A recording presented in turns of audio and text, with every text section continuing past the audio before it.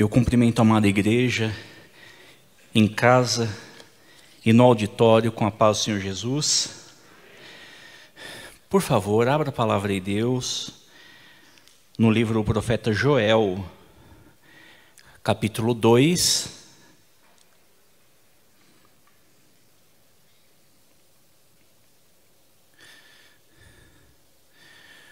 Todos encontraram? Tocai a buzina em Sião. Outras traduções trazem: tocai a trombeta em Sião. E clamai em alta voz no monte da minha santidade. Perturbem-se todos os moradores da terra, porque o dia do Senhor vem, ele está perto. Dia de trevas e de tristeza, dia de nuvens e de trevas espessas, como a alva espalhada sobre os montes, povo grande e poderoso, qual desde o tempo antigo nunca houve, nem depois dele haverá pelos anos adiante, de geração em geração. Versículo 12. Ainda assim, agora mesmo diz o Senhor, convertei-vos a mim de todo o vosso coração, e isso com jejuns e com choro e com pranto, e rasgai o vosso coração, e não as vossas vestes, e convertei-vos ao Senhor vosso Deus, porque Ele é misericordioso e compassivo, e tardio em irar-se, e grande em beneficência, e se arrepende do mal. Quem sabe se voltará, se arrependerá, e deixará após si uma bênção, em oferta de manjar e libação para o Senhor vosso Deus. Tocai a buzina em Sião, tocai a trombeta em Sião, santificai um jejum, proclamai um dia de proibição. Congregai o povo, santificai a congregação, ajuntai os anciãos, congregai os filhinhos e os que mamam. Saia o noivo da sua recâmara e a noiva do seu tálamo. Chorem os sacerdotes, ministros do Senhor, entre o alpendre e o altar, e digam: poupa o teu povo, ó Senhor, e não entregues a tua herança ao opróbrio, para que as nações façam escárnio dele, porque diriam entre os povos: onde está o seu Deus? Então o Senhor terá zelo da sua terra e se compadecerá do seu povo. E o Senhor responderá e dirá ao seu povo: eis que vos envio o trigo, o mosto e o óleo, e deles serei fartos, e vos não entregareis mais ao opróbrio entre as nações. E aquele que é do norte farei partir para longe de vós, e lançá-lo-ei em uma terra seca e deserta, à sua frente para o mar oriental, a sua retaguarda para o mar ocidental, e subirá o seu mau cheiro, e subirá a sua podridão, porque fez grandes coisas. Não tema, ó terra, regozija-te e alegra-te, porque o Senhor fez grandes coisas.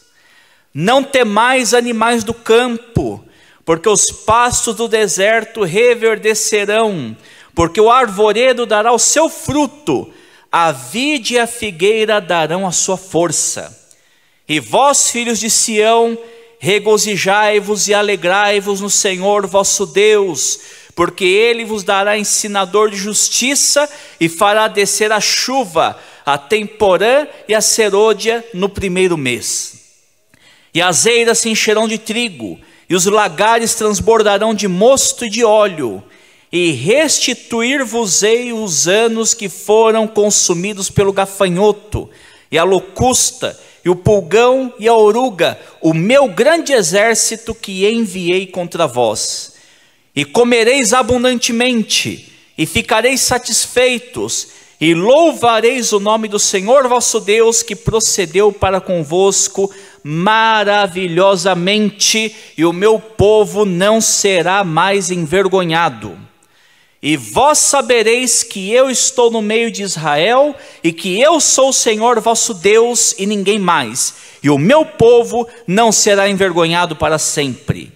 E há de ser que, depois, derramarei o meu espírito sobre toda a carne, e vossos filhos e vossas filhas profetizarão, os vossos velhos terão sonhos, os vossos jovens terão visões, e também sobre os servos e sobre as servas, naqueles dias derramarei o meu espírito, e mostrarei prodígios no céu e na terra, sangue e fogo e colunas de fumaças.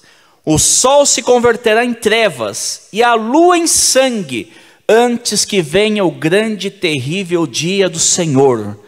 E há de ser que todo aquele que invocar o nome do Senhor será salvo. Porque no monte Sião, em Jerusalém haverá livramento, assim como o Senhor tem dito, e nos restantes que o Senhor chamar.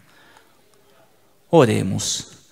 Deus bendito, Tu és fiel e Tu és misericordioso, está no nosso meio. Abençoe o momento da pregação da Sua palavra. Abençoe a cada um de nós, Senhor, com o poder do Espírito Santo, com a edificação que a Tua palavra, que nunca volta vazia, traz. É o que eu te peço, agradeço no Teu nome santo. Amém. Irmãos,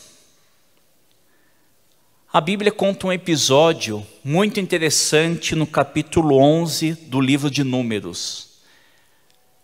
A Bíblia diz que Moisés estava conduzindo o povo de Deus e ele achou seu cargo pesado. E Deus disse o seguinte para Moisés: Moisés, então farei o seguinte: eu vou pegar do poder do meu espírito que está sobre você e vou repartir entre 70 anciãos que vão te ajudar. E a Bíblia diz que Deus dividiu o poder do Espírito Santo que estava sobre Moisés, lembrando que no Antigo Testamento a ação do Espírito Santo era mais limitada. Nem todo povo de Deus tinha uma experiência pessoal com o Espírito Santo. Somente alguns líderes, algumas pessoas seletas conseguiram ter essa experiência no tempo do Antigo Testamento.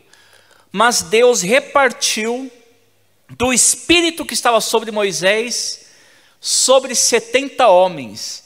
E é interessante que 2 deles, que foram designados, não estavam ali no arraial no momento, mas estavam perto de Josué. E a Bíblia diz que quando o Espírito Santo veio sobre eles, eles começaram a profetizar perante o Senhor. Só que a Bíblia diz que Josué viu isso e não gostou. E chegou para Moisés e disse: Moisés, tem 70 homens aí profetizando, proíbe eles.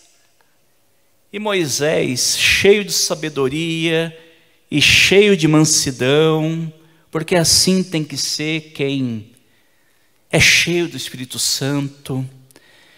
Ele perguntou: Josué, você está com ciúme por minha causa? Quem me dera. E aqui Moisés revela um sonho que estava no coração dele: que o Espírito fosse derramado sobre todo o povo do Senhor. Não só sobre mim, não só sobre 70, mas quem me dera houvesse um dia em que o Espírito Santo estivesse sobre todo o povo do Senhor e todo ele fosse profeta. Moisés tinha esse sonho.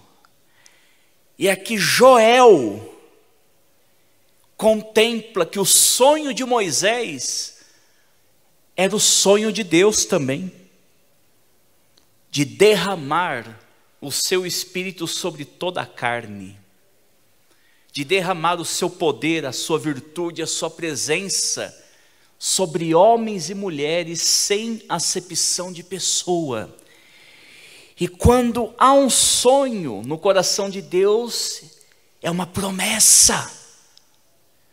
Se Joel tivesse tido a oportunidade, ele diria para Moisés: olha Moisés, aquilo que você desejou também está dentro dos planos de Deus. Aquilo que você sonhou, um dia acontecerá. O Espírito Santo será derramado sem medida sobre toda a carne. Então, Moisés teve um sonho. E Joel viu que não era um simples sonho. Era um propósito, era uma promessa. E lá no capítulo 2 de Atos, depois da exaltação de Jesus Cristo, dias depois o Espírito Santo é derramado no dia de Pentecostes, e aqueles discípulos recebem o poder do alto e começam a falar em outras línguas conforme o Espírito Santo lhes concedia. E os estrangeiros que estavam em Jerusalém ficaram assombrados, porque conseguiam ouvi-los falando em idiomas que ele não havia estudado, não havia conhecido, glorificando e falando das maravilhas de Deus, e perguntavam: o que é isso? E Pedro, que há poucos dias atrás estava com medo de uma empregada, agora cheio da ousadia do Espírito Santo, se levanta e diz: isto é o que foi profetizado pelo profeta Joel: derramarei do meu Espírito sobre toda a carne. E Pedro continua dizendo: escute, ó casa de Israel, a esse Jesus que vocês rejeitaram e crucificaram, ele não pôde ser retido pela morte e ressuscitou. A esse Jesus a quem vocês crucificaram, Deus o exaltou e fez dele Senhor e Cristo, e tendo recebido do Pai isto, ele derramou essa promessa que vocês veem agora, o dom do Espírito Santo. E digo mais, essa promessa é para vós, essa promessa é para os seus filhos, e essa promessa é para todos aqueles a quem o Senhor chamar. Então vejam, Moisés teve um sonho, Joel viu que era mais que um sonho, era propósito de Deus, e nós vivemos o sonho, porque em Atos 2 se inicia o cumprimento dessa profecia, e se inicia a época do derramamento sem medida do Espírito Santo. Aquilo que Moisés sonhou e Joel preveu, a igreja experimenta. Nós somos o povo que vive o cumprimento da profecia de Joel e do sonho de Moisés. E isso já coloca uma diferença muito grande entre o livro de Joel e outros livros proféticos. Por quê? Uma boa parte dos leitores da Bíblia tem uma certa dificuldade em ler os livros dos profetas, porque boa parte dessas profecias já se cumpriram. Você vai pegar do livro de Isaías, você vai ver profecias contra a Síria, por exemplo, e Deus já cumpriu. Você pega o livro de Naum, você vai ver que as profecias contra Nínive já foram cumpridas. Você pega o livro de Ezequiel e você vai ver que profecias contra Tiro, contra Sidom, já foram cumpridas. Ou seja, uma parte das profecias dos profetas já se cumpriram. E aparentemente, parece que não há sentido prático para nós que vivemos hoje no século 21. É claro que essas profecias ensinam sobre a fidelidade, sobre a justiça de Deus, mas para nós, boa parte dos livros dos profetas é página passada, porque já foi cumprido. Joel não. Nós falamos de uma profecia que está em cumprimento. O livro de Joel ainda está em cumprimento nos nossos dias, e é sobre isso que eu quero pregar essa noite. Uma profecia em cumprimento. É um pouco difícil, irmãos, nós falarmos quando foi escrito o livro de Joel, Porque Joel não menciona nenhum rei. Isaías menciona os reis da sua época. Todo profeta menciona qual era o rei que estava governando Judá ou em Samaria na época do seu ministério. Joel não. Ele já chega apresentando a mensagem do Senhor. Então alguns acreditam que ou Joel escreveu depois do cativeiro, quando Israel voltou do exílio da Babilônia, eles não voltaram a ter rei, e é por isso que e é nesse período que Joel exerce seu ministério, durante uma grande praga de gafanhotos que quase ameaçou a sobrevivência do povo de Deus. Já outros acham que Joel profetizou muito tempo antes, talvez no século 7 a.C., quando o rei Josias ainda era uma criança. Então ele não podia exercer o governo sozinho, então ele tinha a ajuda de outros adultos durante o reinado, ou ainda mais tempo atrás, durante o reinado do rei Joás, no ano 9 a.C., que subiu ao trono ainda na infância. Mas existe um teólogo chamado Walter Kaiser, que ele entende que Joel é um dos profetas mais antigos do Antigo Testamento, e talvez o seu livro tenha sido o primeiro livro profético a ser escrito. Por quê? Porque o livro de Joel traz os temas mais importantes da profecia bíblica, em apenas 3 capítulos. Primeiro, Joel vê a grande praga de gafanhotos e consegue relacionar a história do povo com o plano de Deus. Consegue ver a história de Israel, a história contemporânea, à luz do plano de Deus. Segundo, o chamado que ele faz do povo ao arrependimento. Rasguem o coração e não as vossas vestes. Todo verdadeiro profeta chama o povo para mais perto de Deus. Isso é a essência do ministério profético.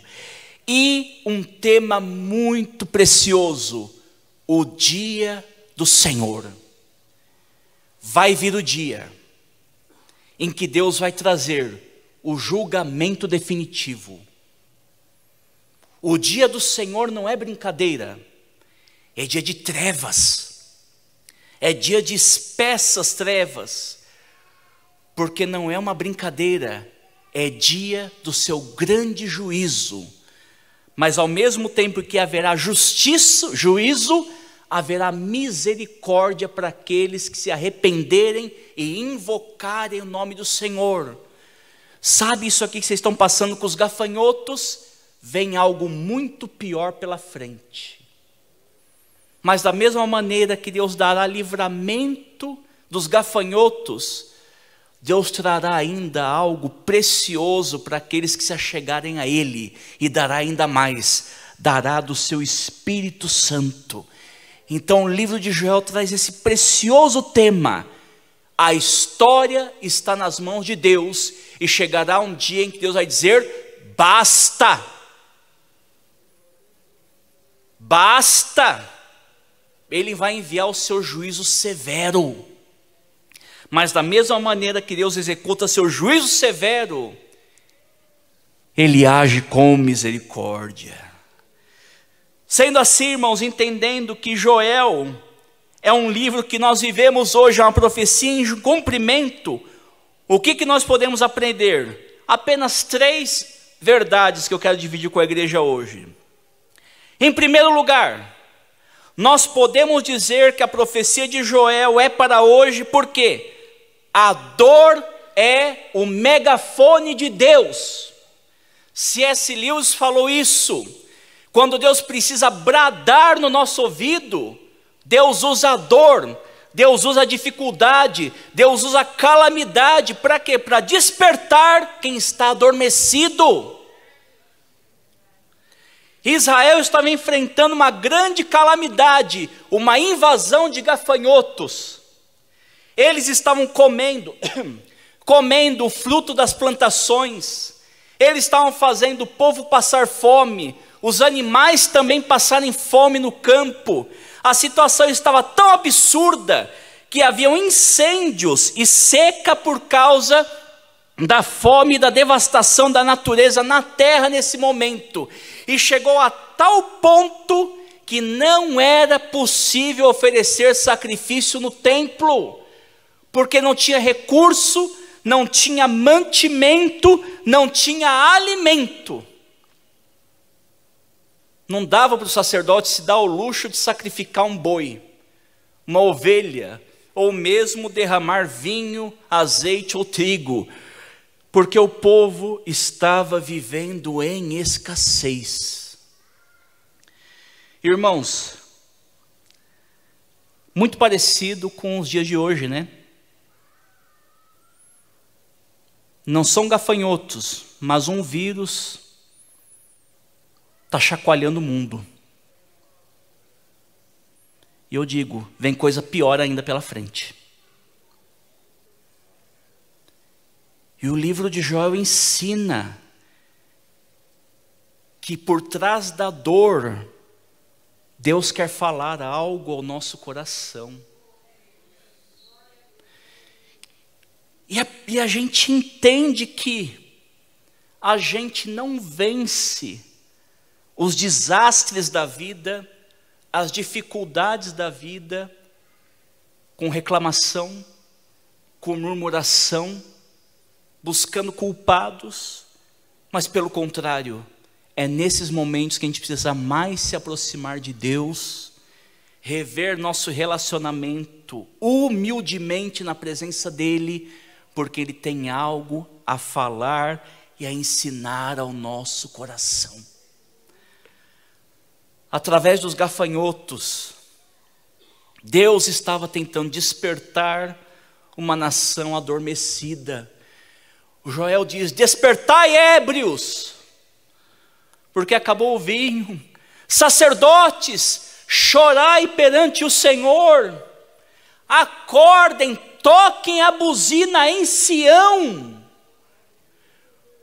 Porque quando a dor bate na nossa porta, a gente não vence a dificuldade se afastando de Deus, mas é o momento de a gente se aproximar dEle mais ainda e entender o que Ele está realizando e o que Ele tem a falar em nosso coração. Irmãos, e ouça, não existe nada mais urgente do que o nosso relacionamento com Deus. E Israel precisou ficar à beira do colapso para experimentar esse sentimento de urgência. Sem mantimento, a nação poderia ser varrida do mapa. E o próprio Deus, através de Joel, diz: escuta, toca a trombeta em Sião. O povo tem que entender que o negócio é sério. O Senhor está falando através da dor, através do seu exército, e o povo está desapercebido. Tocai a trombeta em Sião, congregai um jejum, que a noiva saia que o noivo saia da sua recâmara, que a noiva saia do seu tálamo, que os noivos encerrem a lua de mel, que as crianças e os bebês compareçam para clamar a misericórdia do Senhor. Porque questões urgentes, irmãos, exigem despertamento. Por isso que Joel fala: toca a trombeta em Sião. Deus está falando algo e o povo está desapercebido. Exige despertamento e exige cooperação. Agora é hora de todo mundo chorar junto. Como Paulo disse: alegrar com quem se alegra, chorar com quem se chora. Agora todo mundo vai chorar junto, porque é a nossa dor. Não é a dor do sacerdote, não é a dor de A, não é a dor de B, mas é a dor de todo um povo que precisa ser despertado pelo Senhor. Então, santificai um jejum, separai um dia especial. o noivo e a noiva, os bebês, as crianças, os sacerdotes. Não está dando para ter sacrifício, não importa. Deus não está preocupado com a forma. Aquele culto não ia ter muito recurso, porque era no meio de uma invasão de gafanhoto, não ia ter um sacrifício, não ia ser um culto festivo, mas não, seria um dia solene, um dia de união, onde todos iriam buscar a misericórdia do Senhor e se reaproximar dele. Questões urgentes exigem despertamento e cooperação e adesão individual. Se reúnam todos, que seja um dia de proibição, porque as coisas de Deus, irmãos, exigem propósito, exigem tempos e atitudes preparados, separados e especiais, irmãos. É aquilo que se chama intencionalidade, é você fazer as coisas com propósito. Será um dia de proibição, será um dia de dedicação, onde todos buscarão o Senhor, e não para rasgar as vestes, mas rasgar o coração e chorar na presença do Senhor. E deixa eu falar uma coisa, todo o povo foi convocado, então questões urgentes exigem despertamento, cooperação e intencionalidade, e adesão individual, porque é possível alguém ouvir a trombeta, é possível alguém comparecer no templo, é possível alguém participar do evento e ainda permanecer com o coração endurecido. Tem gente que ouve a trombeta, atende a convocação, parece estar cumprindo o propósito, mas individualmente o coração está endurecido. E ninguém mais pode rasgar o seu coração além de você mesmo. Tem coisas diante de Deus que são individuais. Rasgai o vosso coração e não a vossa veste. Oh, irmão, isso me lembra as palavras do salmista Davi no Salmo 51.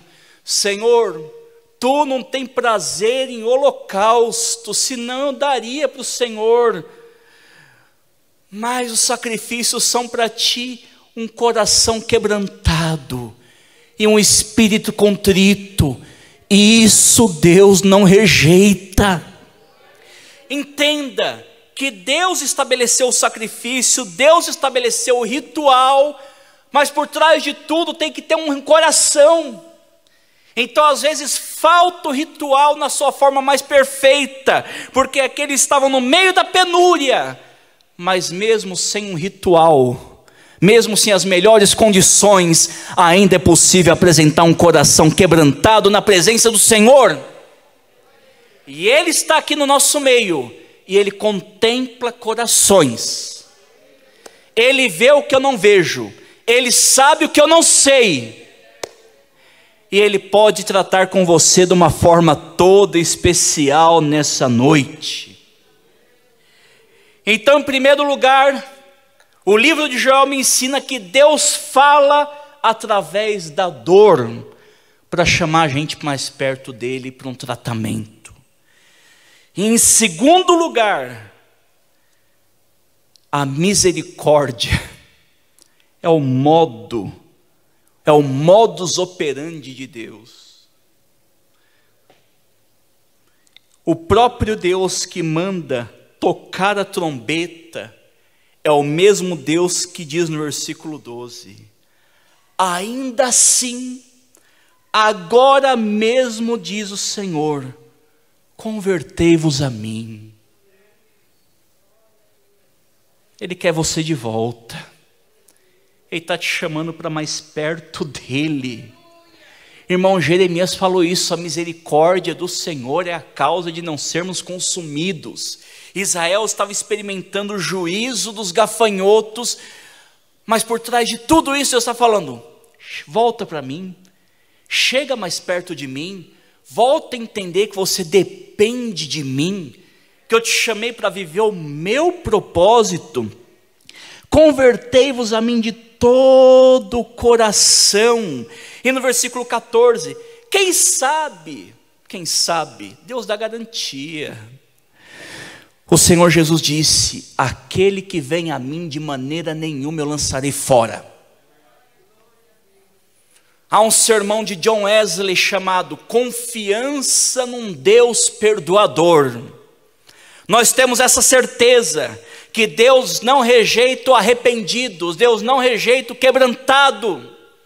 E Joel aqui no versículo 14 escreve: quem sabe Deus se arrependerá. Irmãos, Deus não se arrepende, mas aqui é linguagem figurada para a gente entender que quando o homem muda a sua atitude, Deus deixa de executar o juízo e age de forma abençoadora. Deus não se arrepende, mas sabe aquele negócio, eu vou desenhar para vocês entenderem? Quem sabe se vocês se converterem, eu me arrependo e mudo meus planos. Eu não me arrependo, mas se vocês entendem que num relacionamento as duas partes têm importância, convertei-vos a mim, porque o meu prazer está na misericórdia. E ele ainda diz: se arrependerá e deixará após si uma bênção. Irmão, Deus convida o homem para experimentar a bênção, a graça, a misericórdia e não o juízo. Deus às vezes usa a dor para despertar, mas Deus não tem prazer nisso. Mas da mesma forma que um médico tem que fazer uma cirurgia para trazer cura, às vezes Deus tem que despertar o povo. Mas o prazer de Deus, o convite de Deus é para trazer a bênção, a graça e não o juízo. E aqui Deus traz promessas muito profundas. Quem sabe Deus não trará uma bênção? Quem sabe Deus não trará uma oferta de manjar e uma libação? Ou seja, com grande sutileza. Quem sabe, se vocês se converterem, vocês experimentarão algo novo da parte do Senhor. E o capítulo continua dizendo: então o Senhor terá zelo da sua terra e se compadecerá do seu povo. Segundo Crônicas 7,14. Se o meu povo que se chama pelo meu nome se humilhar e orar e buscar a minha face e se arrepender dos seus maus caminhos, então eu, o Senhor, ouvirei dos céus, perdoarei os seus pecados e sararei a sua terra. Aí nós conseguimos ver o prazer de Deus no livro de Joel. Escuta, os gafanhotos, eles vão para o meio do mar. Não temam terra, experimente a alegria, porque o Senhor fez grandes coisas. Não temam animais do campo. Quem é que acredita que Deus cuida até dos animais? Pois é, a Bíblia tem profecia até para os bichos, onde Deus promete que iria restaurar o povo e iria restaurar a natureza, porque os pastos do deserto voltarão a ficar verdes. E ó filhos de Sião, se alegrem no Senhor vosso Deus, porque vai vir chuva. Voltará a haver vinho, voltará a haver óleo, voltará a haver trigo. Ou seja, Deus dá uma segunda oportunidade de vida para esse povo. Porque Deus faz isso, irmãos. Deus faz isso. Deus dá novas oportunidades e novas perspectivas de vida. O povo que estava entristecido, achando que era o final da história, Deus diz: não, eu vou me compadecer de vocês, e vou dar condições para vocês recomeçarem. E Deus ainda fala algo muito tremendo: eu restituirei os seus anos perdidos. Sabe aquele prejuízo que vocês acharam que estava perdido, que o gafanhoto levou e roubou embora? eu vou restituir o prejuízo que vocês tiveram. Irmãos, Deus faz essas coisas. É milagre. Não posso explicar, só posso pregar. Mas Deus dá nova condição de vida ao seu povo. Ele promete um novo começo de vida. E não somente isso, um novo começo de adoração. Porque o povo não conseguia adorar, porque estavam no meio da seca, no meio da praga e gafanhotos. E aí Joel falou: rasga o teu coração. Quem sabe Deus não vai se arrepender e vai trazer uma bênção e uma oferta de manjares. Quem sabe Deus não dará uma nova chance de você recomeçar a vida e recomeçar a adorar. Recomeçar a ter condições de ir ao templo e oferecer o seu sacrifício com alegria. Deus capacita pessoas que deixaram de viver a um novo começo, e pessoas que deixaram de adorar a voltar a uma vida de adoração. Experimentar o que não experimentavam mais, viver aquilo que não viviam mais, sentir a alegria que não conseguiam sentir mais, porque é assim que Deus é. Deus é um Deus misericordioso, Deus é um Deus perdoador. Por isso que quando a dor bate na nossa porta, a gente não vence conflitos de vida se afastando de Deus, mas pelo contrário, é o momento da gente se aproximar mais ainda de Deus e saber: nosso Deus é um Deus de compaixão, nosso Deus é um Deus de misericórdia, nosso Deus é um Deus que cuida de nós. E em terceiro lugar, Deus mostra que não está iniciando uma nova etapa apenas para o povo, mas está iniciando uma nova etapa na história. No versículo 28, onde Deus fala da restauração do povo, e o povo foi restaurado, porque aquela praga iria levá-los à extinção, Deus diz: e há de ser que depois... Como assim, Deus? Ainda tem um depois? Tem um depois. Deus sempre tem um depois para nós. Por isso que a gente tem esperança. O futuro pertence ao Senhor, e o futuro vem depois. Deus tem um depois para nós. E aí Deus fala através de Joel: e há de ser que depois, sabe essa alegria que vocês estão experimentando com a restauração da terra, eu vou fazer algo muito melhor. Se da mesma forma que os gafanhotos representavam o grande juízo do Senhor, a restauração representa as grandes bênçãos que o Senhor trará na plenitude dos tempos do Evangelho. Há de ser que depois derramarei o meu espírito sobre toda a carne. Vossos filhos e vossas filhas profetizarão, vossos velhos terão sonhos, vossos jovens terão visões. O que isso me mostra? Primeiro, Deus chama os homens a experimentarem mais do que a sua graça temporal. Deus tem prazer em dar trigo. Deus tem prazer em restaurar nossa vida. Deus tem prazer em abençoar o seu povo. Mas mais do que isso, Deus tem propósitos espirituais na nossa vida. É por isso que aquele povo não aceitou ouvir a voz de Jesus.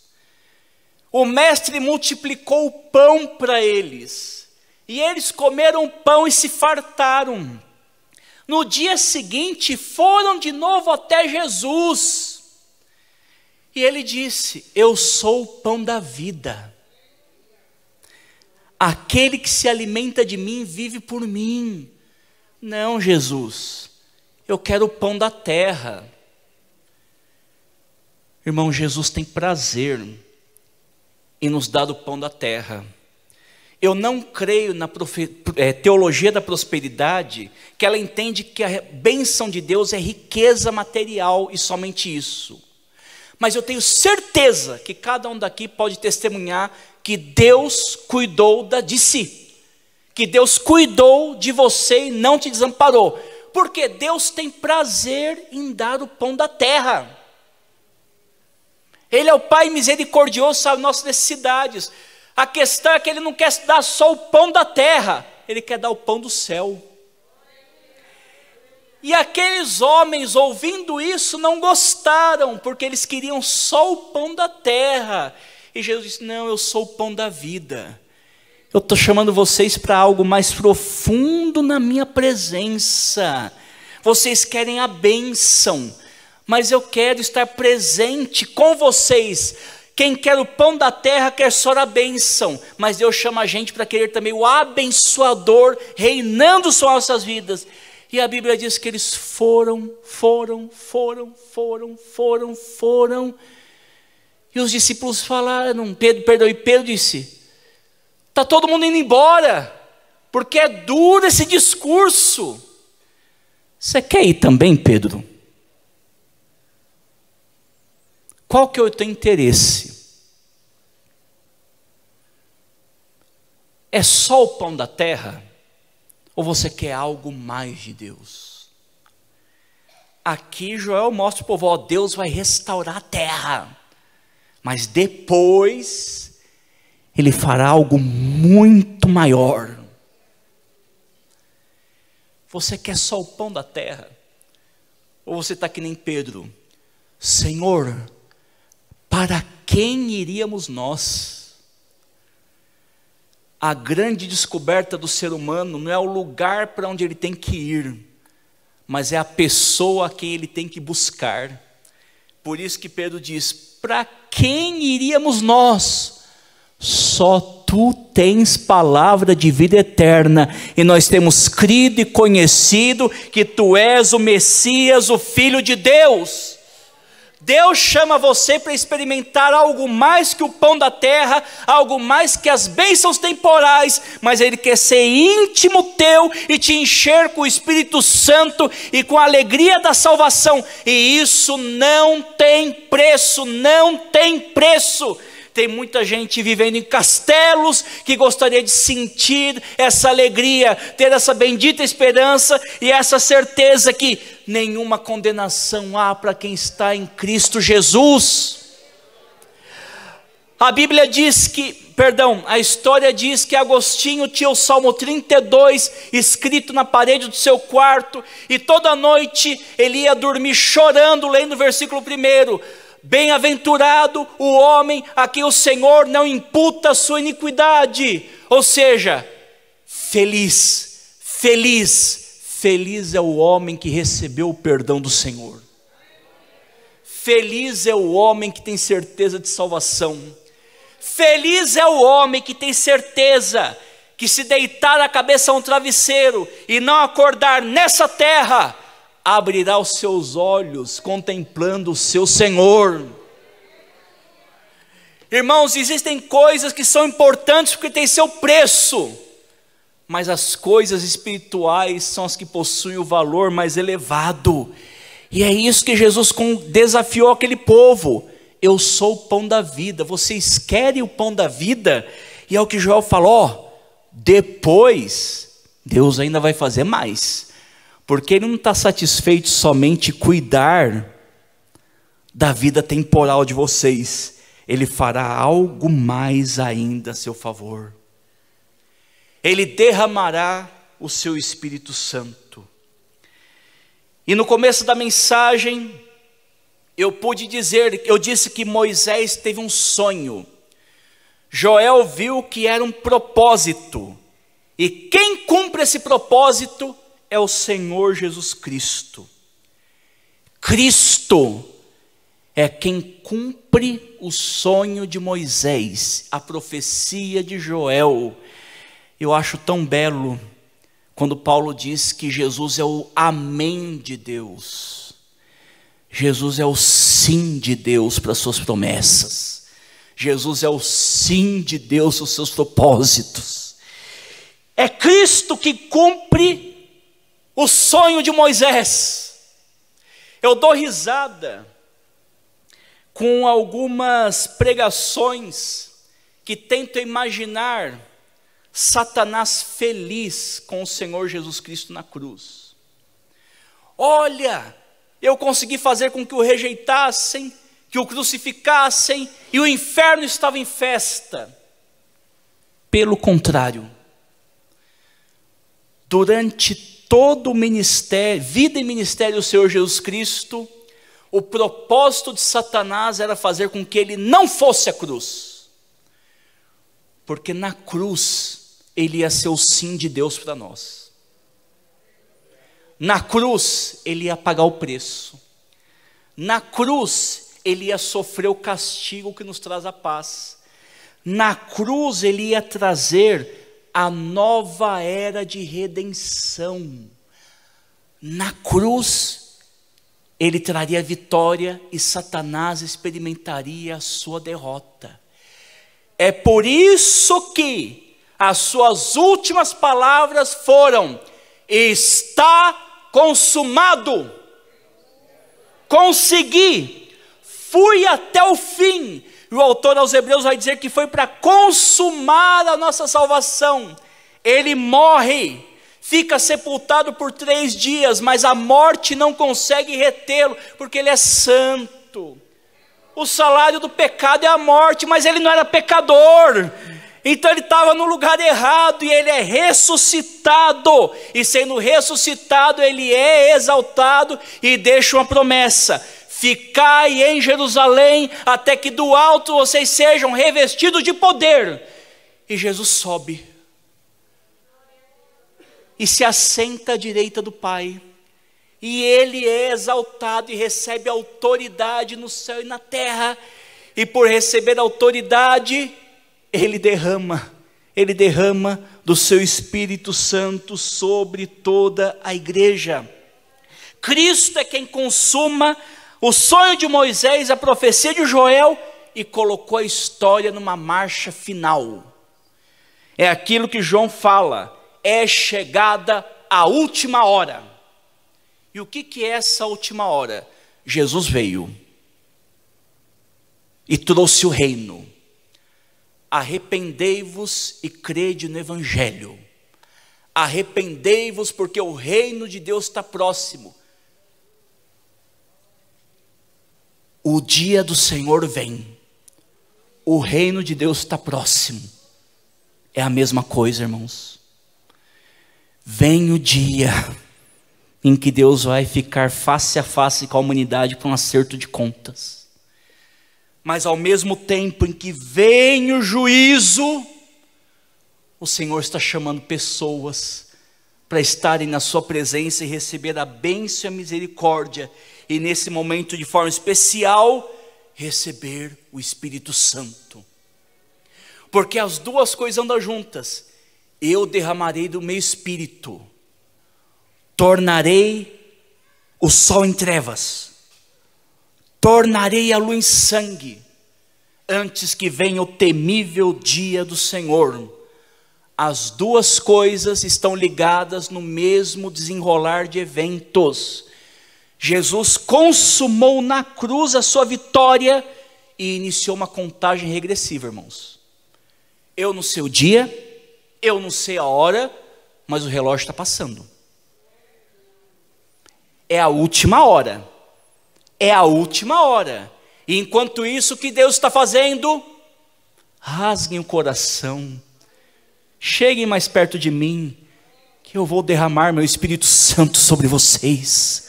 Antes que venha o grande e temível juízo do dia do Senhor. Ah, irmãos, nós vivemos um momento especial. Por isso que eu não disse aquilo que que Moisés sonhou, Pedro viu o cumprimento. Não, o cumprimento é na última hora, é na época da igreja, é nos dias de hoje, é para nós. porque Cristo já foi exaltado, e Ele está no nosso meio, e Ele continua sendo aquele que concede o Espírito Santo. E o que o versículo 28 diz sobre essa concessão? Primeiro, é Deus quem dá o Espírito Santo, não é o homem, não é a manipulação, não é artificialismo, não é movimento emocional, mas é Deus. É Deus. As coisas santas de Deus continuam santas. Espírito Santo não é carnalidade, e é Ele quem derrama do seu Espírito de forma soberana, e Ele está no nosso meio. Hoje você pode receber do poder do Espírito, da renovação do Espírito, da capacitação do Espírito. Por quê? Irmãos, basta somente Deus e um adorador para que esse relacionamento seja aprofundado e aperfeiçoado. É uma concessão democrática. Derramarei do meu Espírito sobre toda a carne, sobre toda sorte de pessoas. Não importa se você é rico ou pobre, homem ou mulher, branco ou negro, rasgou teu coração. É democrático. É democrático. Irmãos, no reino de Deus não tem elite. Somos lavados com o mesmo sangue, e o Espírito é derramado sobre toda a carne. Por isso, irmãos, que o falar do Espírito Santo é tão revolucionário. Porque quando o homem pensa que ele está tomando controle da obra de Deus, aí vem o Espírito e sopra e levanta profetas, levanta visionários, levanta pregadores e volta a colocar a igreja no comando do Senhor, porque a igreja é dele, e ele governa a igreja pela palavra e pelo poder do Espírito Santo, que glorifica a Cristo e capacita os homens. É uma doação emancipadora. Vossos jovens terão visões, os ossos velhos terão sonhos. O jovem não era valorizado por ser inexperiente, mas quando o Espírito Santo toma a vida do jovem, ele passa a ter visão. Não deixe de buscar o poder e o batismo do Espírito Santo, porque você vai viver o que você não viveu, vai fazer o que você não fez, você vai ser capacitado e emancipado, experimentando uma dimensão de vida e ministério que você não poderia sonhar. E Pedro disse: a promessa é para vós outros, e é para todos quanto Deus nosso Senhor chamar. Você foi chamado por Deus, você foi chamado por Deus, você foi chamado por Deus, então é para você. Não importa se você é jovem demais, ou se você é velho demais, os vossos jovens terão visões, os vossos velhos terão sonhos. O jovem não era valorizado porque era inexperiente, o velho era respeitado, mas aparentemente não tinha mais o que contribuir. Mas quando o Espírito Santo usa alguém, esse velho passa a ter sonhos. E sobre servos e servas, irmãos, servos e servas aqui é escravo. Na Grécia Antiga, escravo era considerado objeto, não era considerado ser humano. Até sobre os escravos, os mais humildes, os mais desprezados. E ele ainda fala, servos e servas. Quem disse que a Bíblia é machista? Ser escravo era ruim, ser escravo era pior. Mas Deus diz, sobre escravos e escravas derramarei do meu Espírito. Por isso que o Evangelho sempre foi a religião dos desprezados, dos humildes, que conseguiram encontrar na palavra de Deus promessas firmes e verdadeiras, que trouxeram a verdadeira emancipação e o verdadeiro empoderamento para a sua vida, Pessoas que eram desvalorizadas foram empoderadas, tornando-se capazes de abençoar outros. Irmãos, isso é a nossa história. Isso está no nosso DNA. Quanta gente que já veio para a igreja sem esperança, arrebentada, conhece Jesus, recebe o poder do Espírito Santo, vira missionário, vira obreiro, vira conselheiro, vira alguém útil para a igreja e para a sociedade, porque é isso.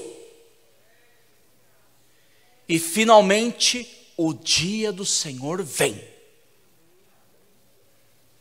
Está difícil o que estamos passando agora, vai ficar pior.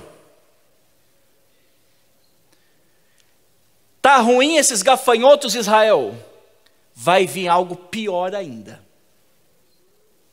Isso aqui que vocês estão passando é apenas uma figura do dia do Senhor. Vocês estão experimentando agora a restauração da terra, ainda vai vir coisa melhor. Porque Deus vai trazer o seu Espírito na hora final da história. O dia do Senhor vem. E Ele vem trazendo juízo e graça. Paulo disse, considerar a severidade e a bondade do Senhor. E toda vez que a gente fala de profecia, a pergunta é, de que lado da profecia você está? Que parte você vai pegar? Porque o dia do Senhor vem. Vem com juízo, mas também vem com bênção. Eu quero ficar do lado da bênção. Eu quero ficar do lado do Espírito Santo. Eu quero ficar do lado da Nova Jerusalém. Eu quero ficar do lado de Jesus. Eu quero ficar do lado do Senhor. Eu quero ficar do lado da fé, do amor, da obediência, da esperança. De que lado da profecia você está?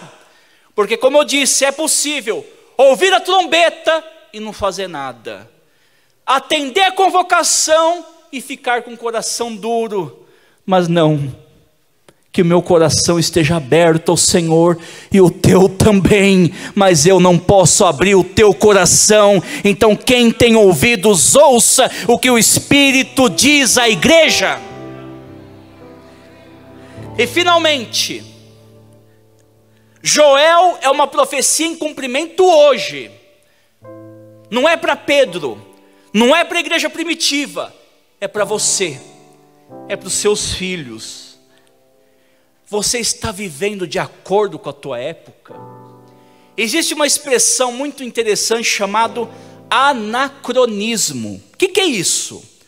É eu tentar viver conforme a época errada. Por exemplo, eu não vou vir aqui pregar usando uma túnica que nem Moisés usava, porque isso era bom para a época dele, mas eu não estou nos dias de Moisés. Se eu tentar vestir a roupa da época errada nos dias de hoje, eu vou estar sendo anacrônico. Eu não vou colocar aqui no púlpito uma arca da aliança, porque agora estamos na nova aliança. Tentar fazer isso é um anacronismo. Então, nos dias de hoje, eu tenho que viver como um homem do século 21.